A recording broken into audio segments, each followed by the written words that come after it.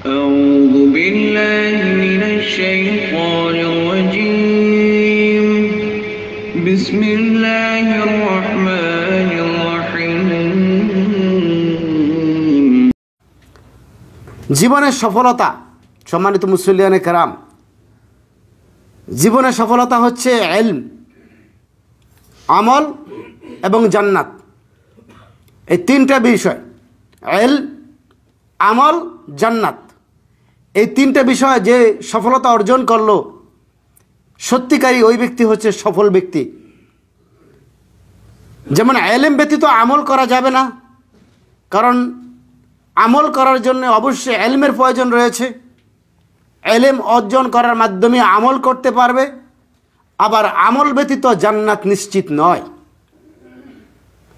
অতএব আমাদেরকে ইলম অর্জন করতে হবে আমল করার জন্যে, আমল করতে হবে জান্নাত লাভের জন্যে। কারণ আল্লাহ সুবহানাহু ওয়া তাআলা বলেছেন, ওয়া'বুদ রাব্বাকা হাত্তা ইয়াতিয়াকাল ইয়াকিন। হে মুহাম্মদ সাল্লাল্লাহু আলাইহি ওয়াসাল্লাম, আমাদের প্রিয় নবী মুহাম্মদ সাল্লাল্লাহু আলাইহি ওয়াসাল্লামকে উদ্দেশ্য করে এবং সারা পৃথিবীর মানুষকে উদ্দেশ্য করে বলছেন, ওয়া'বুদ রাব্বাকা হাত্তা ইয়াতিয়াকাল ইয়াকিন। হে নবী, আপনার মৃত্যুর আশা আগ পর্যন্ত, মৃত্যু আসা পর্যন্ত আপনি আল্লাহ সুবহানাহু ওয়া তাআলার ইবাদত করেন। তাহলে যেমন মৃত্যু নিশ্চিত, তেমনি আমাদেরকে ইবাদত করতেই হবে। ইবাদত ব্যতীত আমাদের কোনো কাজ নাই।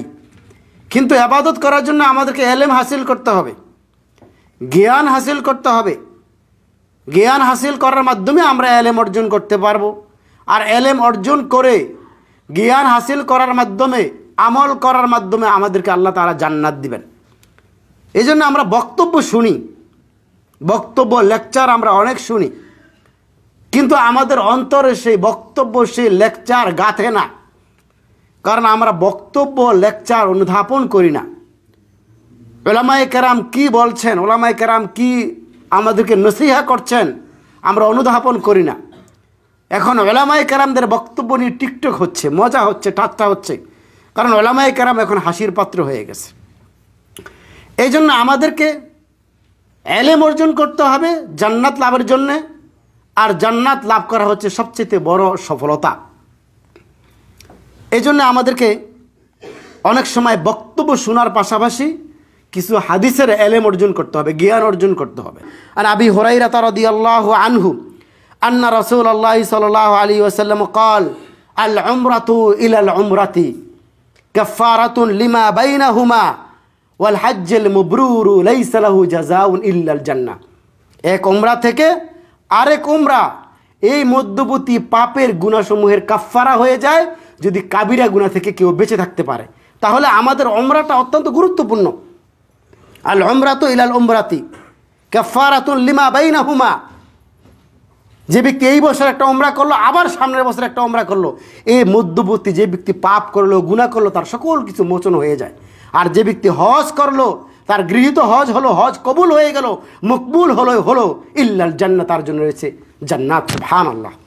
অতএব আমরা বেশি বেশি উমরা করতে হবে। এখানে তো আলহামদুলিল্লাহ আমাদের মাত্র 220 রিয়াল হলে উমরা হয়ে যায়।